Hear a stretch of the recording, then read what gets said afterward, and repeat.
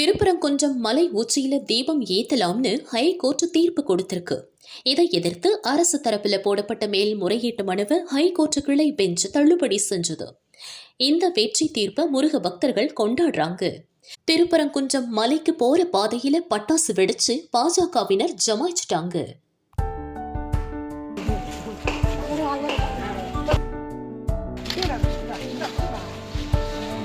கீழே இருக்கு.